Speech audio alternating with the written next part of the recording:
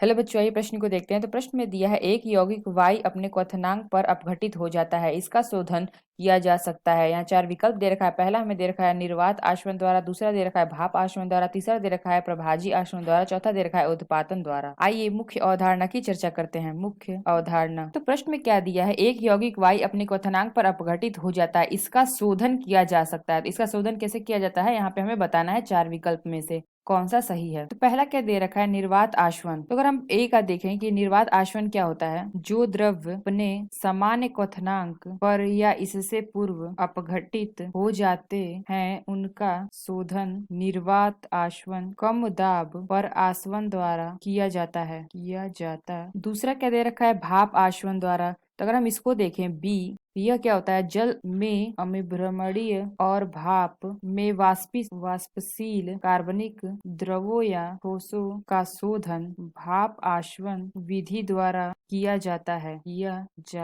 और हमें प्रश्न में क्या देखा है, प्रभाजी आश्वन द्वारा। तो इसमें क्या होता है, सी का अगर परिभाषा हम देखें तो किसी द्रव्य में अन्य वाष्पशील द्रव्यों की अशुद्धियां मिली होने पर उनका शोधन तथा भिन्न क्वथनांक के दो या अधिक द्रव्यों का पृथक्करण प्रभाजी आसवन द्वारा करते हैं। तो ये हमने देखा प्रभाजी आसवन में क्या होता है। चौथा क्या दे रखा है, उत्पादन द्वारा। तो अगर हम इसमें का परिभाषा देखें, डी, उत्पादन विधि ठोस पदार्थ के शोधन में प्रयुक्त होती है। तो उत्पादन विधि में क्या होता है, जैसे कि हम ठोस को क्या करते हैं, गैस में बदलते हैं, यानी कि ठोस पदार्थों के शोधन में प्रयुक्त करा जाता है उत्पादन विधि। तो प्रश्न में क्या दे रखा है, एक यौगिक वाई अपने क्वथनांक पर अपघटित हो जाता है, इसका शोधन किया जाता है। तो पहला क्या दे रखा है, निर्वात आश्वन द्वारा। तो अगर हम इसमें देखें तो पहला में क्या दे रखा है, निर्वात आश्वन क्या होता है, जो द्रव अपने सामान्य क्वथनांक पर या उससे पूर्व अपघटित हो जाता है उसका शोधन निर्वात आश्वन कम दाब पर आश्वन द्वारा किया जाता है। तो यह विकल्प हमारा सही होगा, यानी कि क्वथनांक पर अपघटित हो जाता है। तो यह विकल्प, पहला विकल्प हमारा सही होगा। दूसरा क्या दे रखा है, भाप आश्वन द्वारा। तो अगर हम इसमें बात करें तो जल में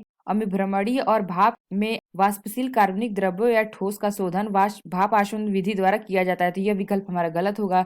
तीसरा क्या दे रखा है, प्रभाजी आश्वन द्वारा। तो अगर हम इसकी बात करें तो इसकी परिभाषा देखें तो इसमें क्या होता है, किसी द्रव्य में अन्य वाष्पशील द्रव्यों में अशुद्धियां मिली होने पर इनका शोधन तथा भिन्न क्वथनांक में दो या दो से अधिक द्रव्यों का पृथक्करण प्रभाज आश्वन द्वारा किया जाता है। तो यह विकल्प भी हमारा गलत होगा। चौथा क्या दे रखा है, उत्पादन विधि द्वारा। अगर इसमें देखें तो उत्पादन विधि ठोस पदार्थों के शोधन में प्रयुक्त होता है, जैसे कोई ठोस है उसको गैस में बदलने के लिए उत्पादन विधि का हम प्रयोग करते हैं। तो यह विकल्प भी हमारा गलत होगा। तुम्हारा सही विकल्प कौन सा होगा, ए, निर्वात आश्वन द्वारा एक यौगिक वाई अपने क्वथनांक पर अपघटित हो जाता है, इसका शोधन इसके द्वारा कर सकते हैं। तो आशा करते हैं आपको समझ में आया होगा। धन्यवाद।